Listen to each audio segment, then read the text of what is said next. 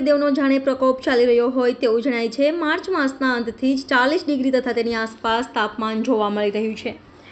મનુષ્ય તો મનુષ્ય, પરંતુ મૂંગા પશુ પક્ષીઓ માટે પણ કાળઝાળ ગરમી અકળાવનારી બની ગઈ છે। આ કાળઝાળ ગરમીમાં ઝાડા ઉલટી, વાયરલ ફીવર તથા હીટ સ્ટ્રોકના દર્દીઓની સંખ્યા શહેરમાં દિન પ્રતિદિન વધતી જોવા મળી રહી છે। શહેરના કારેલીબાગ વિસ્તારમાં આવેલા ચેપી રોગના દવાખાનામાં દરરોજના ઓપીડીમાં 100થી વધુ દર્દીઓ આવી રહ્યા છે, જ્યારે આજે ઇન્ડોર દર્દીઓની સંખ્યા 37 ઉપરાંત જોવા મળી હતી, જેમાં ખાસ કરીને ઝાડા ઉલટી, વાયરલના કેસો જોવા મળી રહ્યા છે।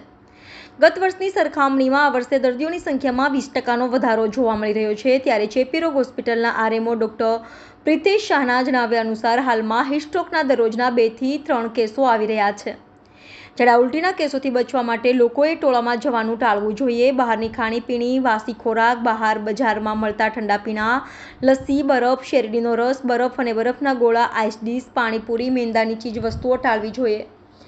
હીટ સ્ટ્રોકથી બચવા માટે શુદ્ધ પાણી વધુ પીવું જોઈએ। બહાર તાપમાં કામ વગર જવાનું ટાળવું જોઈએ અને જો અનિવાર્ય હોય બહાર નીકળવાનું તો માથા ઉપર ટોપી, રૂમાલ અવશ્ય રાખવું, ચશ્મા અથવા તો ગોગલ્સ પહેરવા, જેથી આંખોને ઠંડક મળે। મહિલાઓ, પુરુષોએ યોગ્ય સનસ્ક્રીનનો ઉપયોગ ત્વચાને સૂર્યના તાપથી બચાવવા કરવી જોઈએ।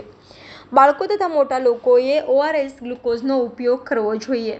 હાલમાં શહેરની ખાનગી તથા સરકારી ચેપી રોગની હોસ્પિટલમાં દર્દીઓની સંખ્યામાં વધારો જોવા મળી રહ્યો છે। બીજી તરફ વડોદરા મહાનગરપાલિકાના તમામ અર્બન હેલ્થ સેન્ટરોમાં પણ દર્દીઓની સંખ્યા જોવા મળી રહી છે।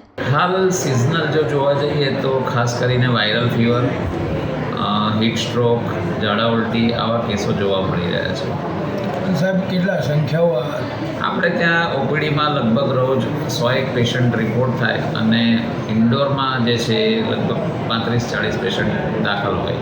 આમાં કેટલો વધારો કેટલો છે વધારો આ સિઝનમાં દર વર્ષની જેમ આ એક પેટર્ન છે કે આ સિઝન હોય એપ્રિલ મે મહિનો, ત્યારે આ ટાઈપના કેસ જોવા મળતા હોય। એ સામાન્ય જે આપણી ઓપીડી હોય એના કરતાં 20% વધારો હોય। આમાં તકેદારી શું રાખવી પડે? તકેદારીમાં ખાસ કરીને હાલ જે ભીડભાડવાળી જગ્યા હોય ત્યાં જવાનું ટાળવું। બહાર જે ખુલ્લામાં ખાદ્ય પદાર્થો વેચાતા હોય, શરબત ને લસ્સી, આ પાણીપુરી, આ બધું ખાવાનું ટાળવું જોઈએ અને બાકી તો પર્સનલ પ્રોટેક્શન માટે માસ્ક વગેરેનો ઉપયોગ કરવો જોઈએ। સાહેબ, હીટના બનાવવામાં કેટલા આવ્યા છે? Heat stroke actually patient report થાય છે, પણ જે તાપમાં ફરતા હોય એવા લોકોને આ કેસો જોવા મળતા હોય હીટ સ્ટ્રોકના। કોઈ અંદાજે કેસીસમાં આપણે ત્યાં રોજના 2-3 પેશન્ટ એ ટાઈપના આવતા હોય હીટ સ્ટ્રોકના।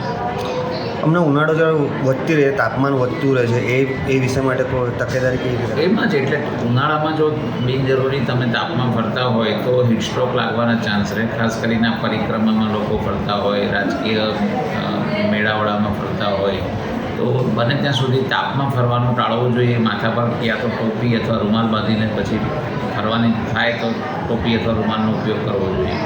પાણી વધારે પીતું રહેવું જોઈએ। શરબત છે, પાણી છે, આવું પીતું રહેવું જોઈએ।